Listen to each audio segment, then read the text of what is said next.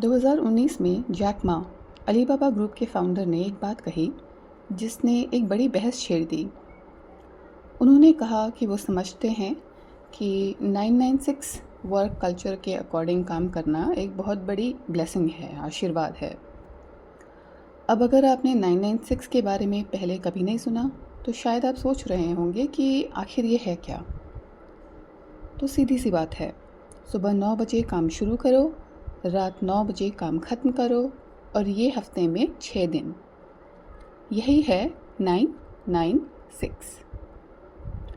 और सालों तक चीन में इसे एक्सप्लॉयटेशन नहीं माना गया, इसे माना गया एम्बिशन, हसल, सक्सेस की कीमत। और सच कहें तो पुरानी जनरेशन के लिए ये फॉर्मूला काफ़ी हद तक काम भी किया। पढ़ाई करो, शहर जाओ, जान लगा कर काम करो, घर खरीदो, परिवार बसाओ, एक बेहतर फ्यूचर बनाओ। कई मायनों में आधुनिक चीन इसी माइंडसेट पर खड़ा हुआ। लेकिन मैं आपसे एक सवाल पूछना चाहती हूँ।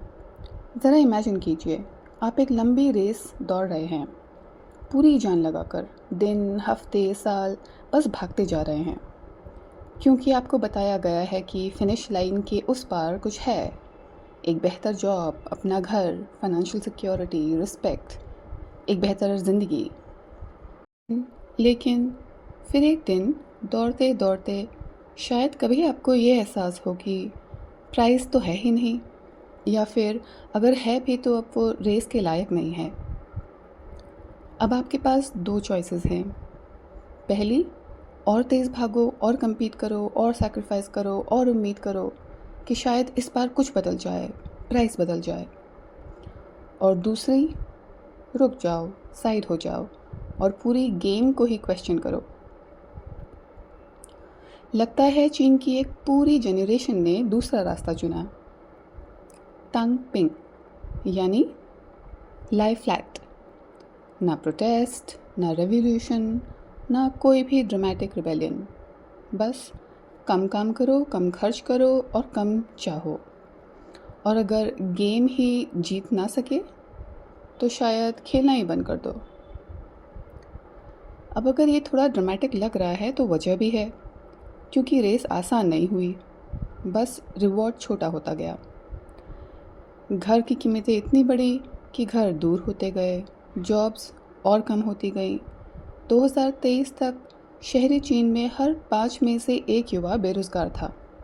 अब ज़रा ये सोचिए, आपके पेरेंट्स ने इसी दौड़ में भागकर अपनी ज़िंदगी बदल ली, लेकिन आप उतनी ही मेहनत करें और फिर भी ये भरोसा ना हो कि अब कभी अपना घर होगा, कभी स्टेबिलिटी मिलेगी, या आप आगे बढ़ भी रहे हैं, तो फिर क्या करेंगे? शायद यही वजह है कि तांग पिंग आलस नहीं लगता। काफ़ी लोगों को ये रियलिज़म लगता है। और धीरे धीरे चीनी सरकार ने भी इस ट्रेंड को नोटिस करना शुरू किया। 2021 में चीन की सुप्रीम पीपल्स कोर्ट ने एक्सट्रीम ओवरटाइम प्रैक्टिस को इलीगल घोषित किया। और हाँ, उसमें 996 भी शामिल था।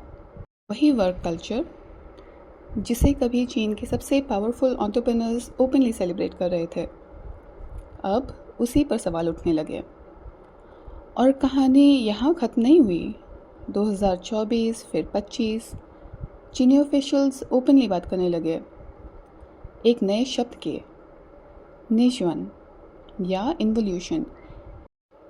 एक ऐसी व्यवस्था जहाँ हर कोई और मेहनत कर रहा है और compete कर रहा है और पढ़ रहा है, लेकिन आखिर में एहसास होता है कि आप बस और तेज़ भाग रहे हैं, सिर्फ वहीं बने रहने के लिए जहाँ पहले खड़े थे। और अचानक तांग पिंग आलस नहीं लगता, एक वार्निंग लगता है, सिर्फ चीन के लिए नहीं बल्कि हर उस इकोनॉमी के लिए जो हसल, हाइपर कंपटीशन और इस प्रॉमिस पर टिकी है कि अगर आप काफ़ी मेहनत करेंगे तो लाइफ इवेंचुअली बेहतर हो जाएगी।